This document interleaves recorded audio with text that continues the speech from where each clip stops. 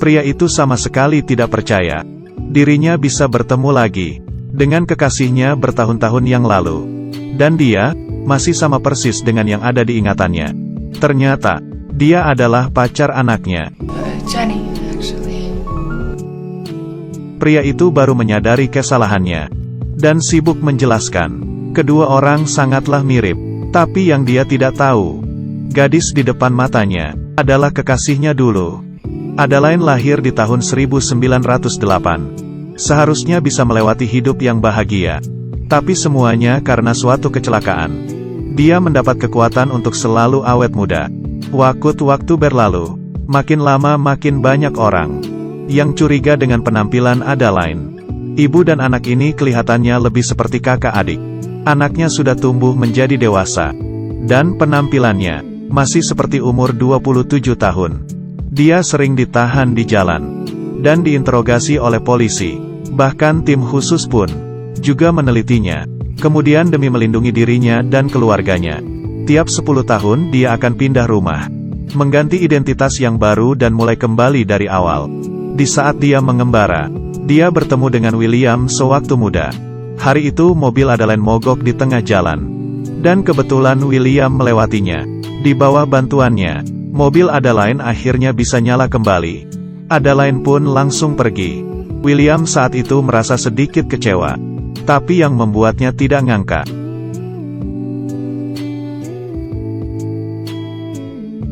kedua orang di saat itu mulai saling mengenal. Adaline tidak hanya berkata kepadanya nama asli dirinya, bahkan juga menemaninya jalan ke luar negeri, siang dan malam. Kemudian sekarang William sudah mempunyai keluarga, dan Adaline tidak terpikirkan bisa mengalami hal ini. Bertemu lagi dengan William yang dicintainya. Dia hanya bisa mengaku bahwa dirinya adalah anak Adaline. Saat William mengetahui Adaline sudah meninggal, juga merasa sedih. Malam itu, Adaline mengetahui William seorang ilmuwan, komet yang telah dihitungnya dengan susah payah sepanjang hidupnya, diberikan nama Della C. 1981. Hal ini membuat mata Adaline memerah. Di saat keduanya di luar, Adaline menanyainya, Why did you name your comet after my mother? Jawaban yang didapat adalah, dia seperti komet, dengan cepat melewati dirinya. Hari itu, William sudah menyiapkan cincin pernikahan. Tapi Adaline yang di dalam mobil, tidak ada keberanian untuk menghadapinya. Hanya bisa melihat kekasih yang dicintainya menderita. I changed my mind, just keep driving, please. Kedua orang yang saling mencintai ternyata tidak bersama. William juga menjadi bekas luka di dalam hatinya Adaline. Perempuan ini bisa terus hidup muda, tapi dia tidak pernah berpikir rahasia dari tubuhnya, tapi malah diketahui oleh orang lain. Di pesta tahun baru, dia bertemu dengan Alice. Meski keduanya merasakan perasaan yang bagus, tapi Adaline menolak Alice. Karena dia sudah cukup dengan perasaan yang akan membawanya ke perpisahan. Tapi selama mereka berhubungan, membuat hati yang ditutup oleh Adaline kembali lagi terbuka oleh hal yang dilakukan Alice. Dia akhirnya membuka hatinya, dan kedua orang ini menjalin hubungan. Alice mengundang Adaline untuk ke rumahnya. Tapi tak disangka, dia adalah kekasih dulunya yaitu William. Dan berbohong kalau Adaline adalah ibunya, lalu melewatinya.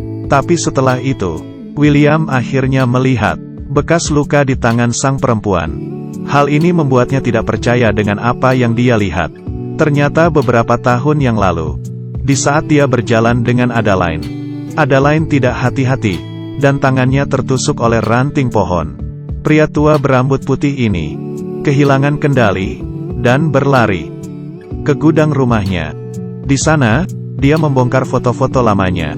Setelah membukanya, dan benar di tahun itu, dia yang membungkus lukanya. Kemudian William menemui Adaline.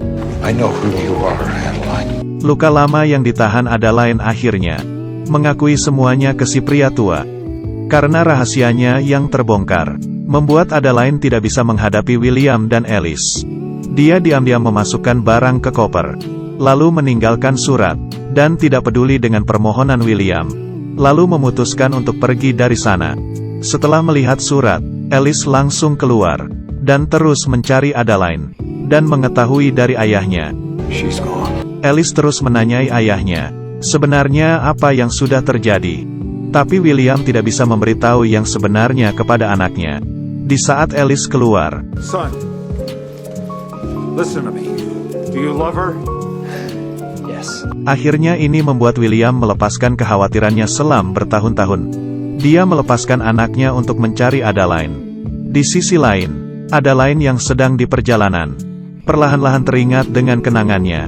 Demi menyembunyikan rahasianya, hidupnya selalu menghindar dari masalah. Dia kabur dari pantauan tim khusus dan berpisah dengan anaknya, kabur dari lamaran William dan kehilangan orang yang dicintainya.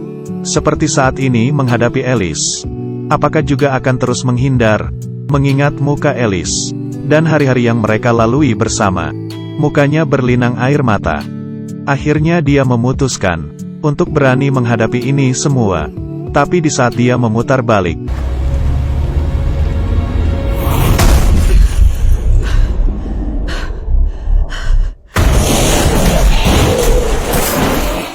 salju yang dingin jatuh mengenai mukanya.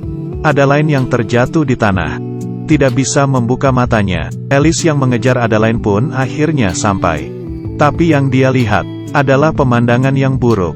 Dia dengan buru-buru turun ke bawah, dan dengan sekuat tenaga menolong Adeline siuman. Hingga dokter datang, Adeline masih belum siuman. Hal ini membuat Alice semakin putus asa. Kemudian di saat itu,